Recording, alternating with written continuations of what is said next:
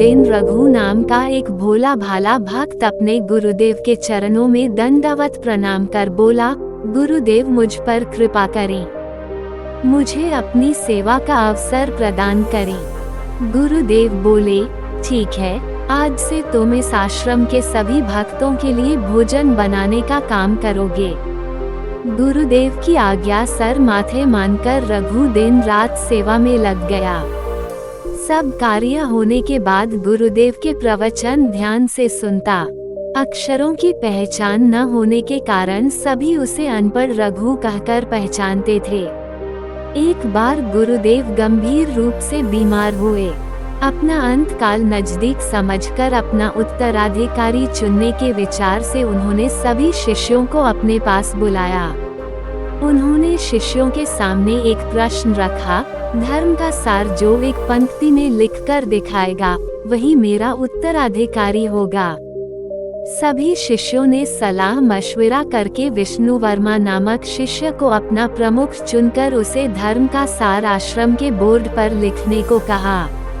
उसने धर्म का सार लिखा। आत्मा आईने की भांति है, उस पर विकारों की धूल जम जाती है तो उसे पोंछकर दूर करना ही धर्म है। उसने ये लिखा तो सही, परंतु उसे इस पर विश्वास नहीं आया, इसलिए उसने इस वाक्य के नीचे अपना नाम नहीं लिखा। उसने सोचा, यदि गुरुदेव ने इसे सही कहा तो मैं बोलूँगा मैंने लिखा है, वरना चुप रहूँगा। सुबह उठते ही सामने बोर्ड पर लिखा हुआ वह वाक्य गुरुदेव ने पढ़ा। पढ़ते ही गुरुदेव ने कहा, किस मूर्ख ने ये लिखा है। ये सुनते ही विष्णु वर्मा धीरे से वहां से खिसक लिए। उन्हें ऐसा देखकर रघु जोर जोर से हंसने लगा। जब प्रार्थना के लिए सभी शिष्य एकत्रित हुए, तब गुरुदेव ने रघु से पूछा, रघु तू सुबह जोर जोर से हंस क्यों रहा था। रघु बोला, गुरुदेव क्षमा करें, आपके कहने के अनुसार लिखने वाला ज्ञानी भक्त होगा, ऐसा लगता नहीं। रघु का वाक्य पूर्ण होने से पहले ही विष्णु वर्मा बोले, रघु तुझे पता है धर्म किसे कहते हैं। तुझ जैसे अनपढ़ ने कभी धर्म ग्रंथ खोलकर देखा है क्या। रघु बोला, भाई तू विद्वान है, इसमें कोई शंका ही नहीं है।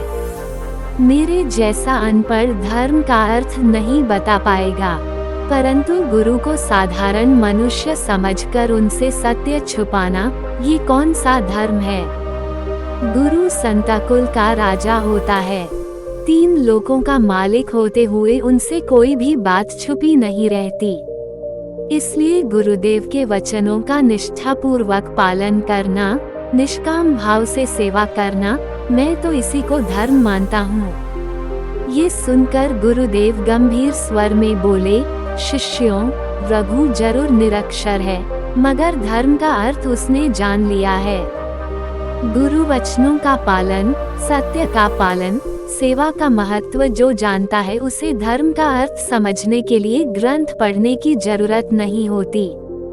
बोर्ड पर लिखा हुआ वाक्य पढ़कर जब मैंने बोला, कौन से मूर्ख ने ये लिखा है, उसी वक्त विष्णु वर्मा को आगे आकर कहना चाहिए था कि मैंने लिखा है, परंतु उसने ऐसा नहीं किया।